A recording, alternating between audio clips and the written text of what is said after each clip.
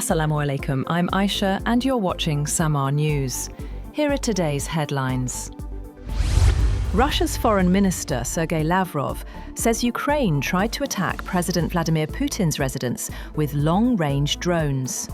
Russia says at least 91 drones were intercepted overnight, with no damage reported. Meanwhile, Ukraine's President Volodymyr Zelenskyy dismissed Russian claims of an attack on Putin's residence and called the accusation yet another lie. He said Moscow was trying to undermine peace talks and justify new strikes on Kyiv. According to reports, President Putin has told US President Donald Trump that Moscow would review its peace talks position after the Ukrainian drone attack. The Kremlin has said that Ukraine should withdraw its troops from the part of Donbas that it still controls if it wanted peace, and that if Kyiv did not strike a deal, then it would lose yet more territory. Kremlin spokesman Dmitry Peskov said another call between Trump and Putin was planned very soon.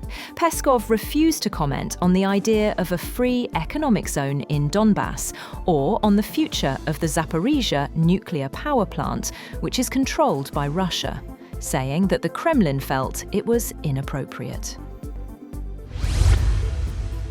Russian President Vladimir Putin has signed a law allowing Moscow to ignore rulings by foreign and international criminal courts. The move follows efforts in Europe and Ukraine to pursue alleged war crimes linked to the Ukraine conflict, accusations the Kremlin strongly denies. Separately, President Putin told his top generals that Moscow must press ahead to seize full control of Ukraine's Donbas region and the city of Zaporizhzhia. The comments came as Russia's military said its forces were advancing along the front line ahead of expected talks between Putin and US President Donald Trump. The United States has pledged $2 billion in humanitarian aid for next year, targeting tens of millions facing hunger and disease. The funding will be delivered through a new UN mechanism designed to improve efficiency and accountability after recent cuts to US foreign aid. China has launched its largest ever military drills around Taiwan, deploying warships, fighter jets, and live fire across record zones near the island. Beijing said the Justice Mission 2025 exercises show its ability to cut Taiwan off from outside support, as Taipei condemned the drills and placed its forces on high alert. China has opposed any attempt to split territories in Somalia, affirming Chinese support for the sovereignty, unity, and territorial integrity of the East African country. Foreign Ministry spokesperson Lin Jian said no country should encourage or support other countries' internal separatist forces for its own selfish interests, urging authorities in Somaliland to stop separatist activities and collusion with external forces. 3 Turkish police officers and 6 Islamic State militants have been killed in a gunfight in northwest Turkey, a week after more than 100 suspected IS members were detained for planning Christmas and New Year attacks. Interior Minister Ali Yerlikaya said 8 police and another security force member were wounded in a raid on a property in the town of Yalova. More than 100 addresses were raided nationwide early on Monday.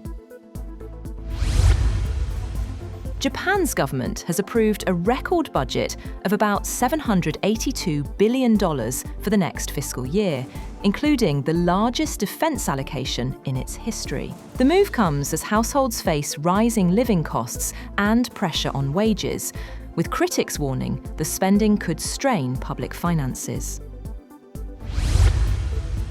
2 popular leaders have formed an alliance ahead of March parliamentary elections in Nepal that will challenge the older parties. Rapper turned Kathmandu mayor Balendra Shah, known as Balan, a popular elected official, joined the Rastriya Swatantra Party, or National Independent Party, led by a former TV host turned politician, Rabi Lamichhane, on Sunday. Under an agreement with RSP, 35-year-old Barlan will become the Prime Minister if the RSP wins the March 5th elections, while Lamichane will remain the party chief. Mexican authorities have said that at least 13 people were killed after an interoceanic train carrying 250 people derailed in the southern state of Oaxaca.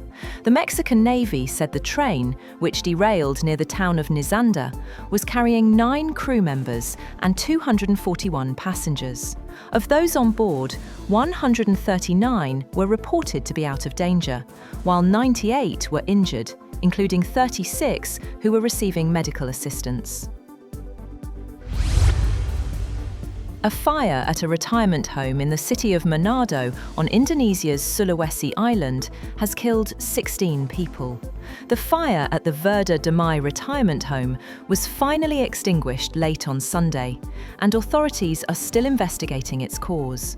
Footage showed the fire blazing through the home, turning the night sky orange, with residents appearing to help one elderly person escape from the burning building.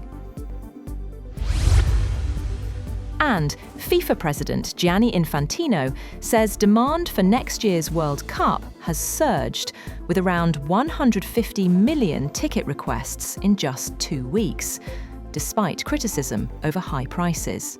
Speaking in Dubai, he defended pricing, saying revenues from the tournament are reinvested into football worldwide. That's all for now. For more updates, visit www.samaa.tv. Thank you for watching Samaa News.